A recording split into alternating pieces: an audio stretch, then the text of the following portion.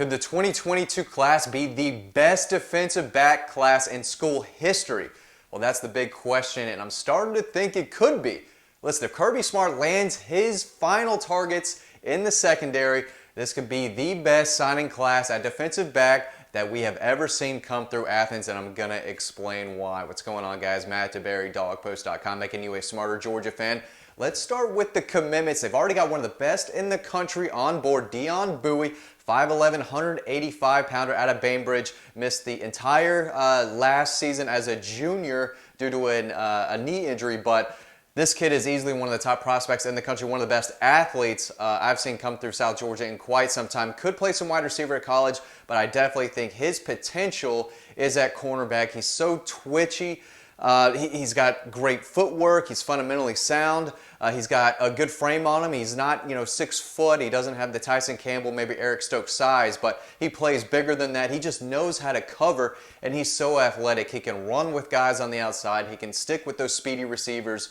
But he's got the athleticism and the vertical and the ball skills to go up against bigger receivers as well. But the guy just makes plays. When he's got the ball in his hands, he's a threat to score. There's a reason he's a 5-star. This is a guy that I heard about coming up in middle school. And usually when you hear about a kid in middle school, he usually pans out. There's something special about him, and you can tell that with Dion Bowie. So he might not flash or stand out immediately due to his size. He may not look like a 5-star, but the film is absolutely there, and the athleticism, the ball skills, the mechanics, he has everything working for him.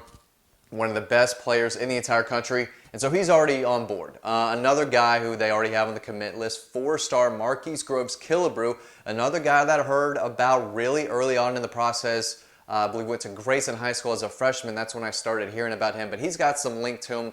6 foot, 180 pounds. The film doesn't really stand out or flash because no one really threw his way when they did something bad happen. So he did make a few plays on the ball, and he can return kicks and punts and all that good stuff. But he's a cover corner. You can line him up on the outside. He's got a nice wingspan to him. He's longer than his size indicates, and he has a pretty good frame too. But I do want to see him be a little more physical in the run game. But the guy knows how to cover.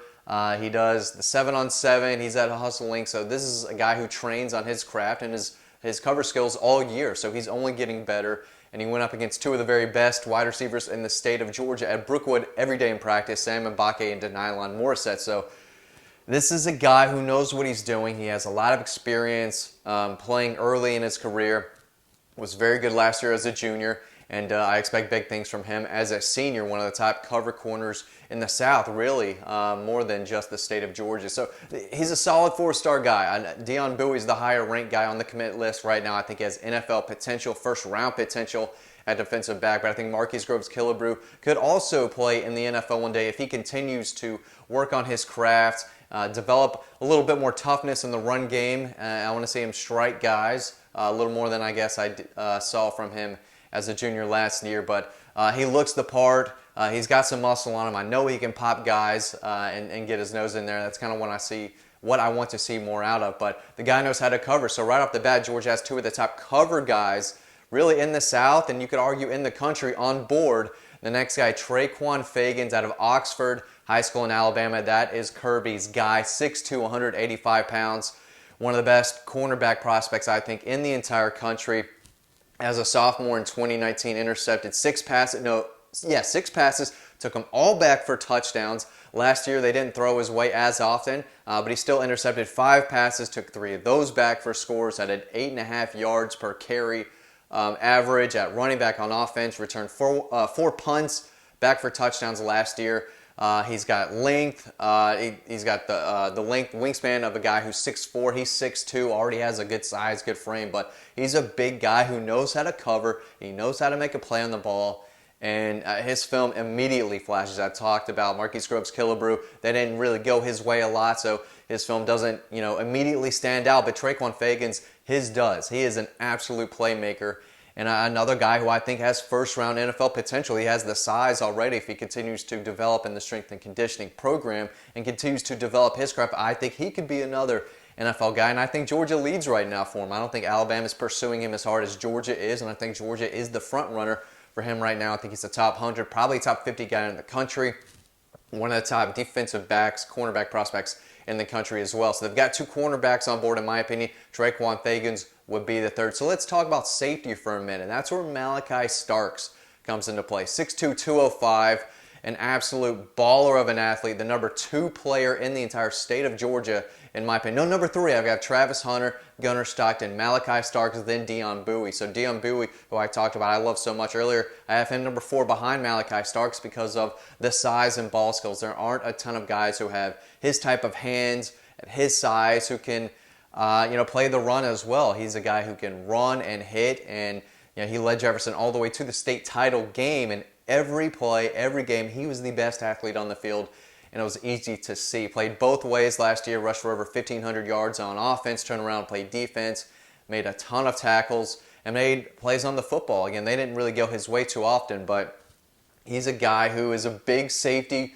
might drop down and play some linebacker later in his career in college, but he can come up and help against the run, but he can also play the football on the back end, and he covers a lot of ground back there. But overall, the athleticism with the size and the ball skills, he's an easy 5-star for me. And if he jumps on board, I mean, you have one of the top safeties in the country to join those 3 incredible cornerback prospects. I mean, Malaki Starks is Clemson's top target. They're not even touching another safety until he makes his decision. Alabama wants him. This is a guy that Alabama and Clemson really, really want, and I think Georgia leads for him right now. So from right down the road, about 20, 30 minutes away at Jefferson High School. He's a local kid, and I think Georgia leads Alabama and Clemson right now. And again, he's a 5-star guy, another one of the top players in the country. Another in-state safety to know, Emery Floyd, the speed demon, the track guy, 6'2", 165 pounds. The easy comparison is Eric Stokes. Even though Eric Stokes played cornerback,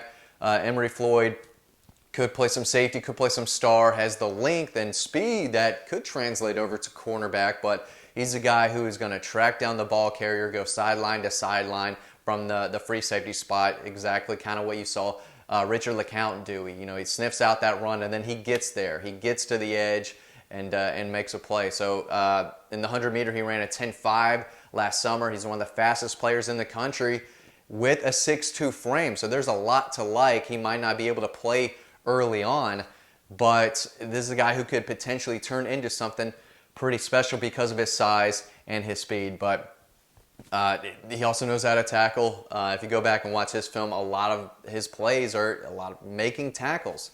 So I don't know if he has the ball skills that'll translate the way I believe Malaki Starks and Dion Bowie. Those ball skills are elite.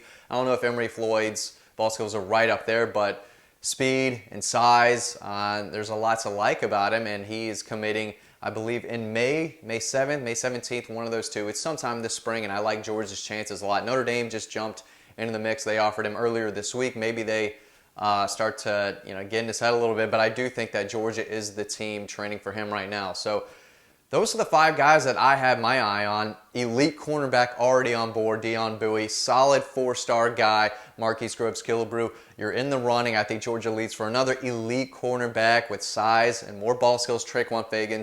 And then a 5-star, maybe the number 1 safety in the country, right down the road, Malaki Starks. And then a guy with a ton of potential and world-class speed, and another guy with length, 6'2", with the track speed, and Emery Floyd. So Georgia's brought in a lot of defensive backs recently. Kirby Smart coaches them up. They're far from DBU. They don't produce defensive backs and cornerbacks like LSU and Ohio State and even Florida and Alabama and a few others.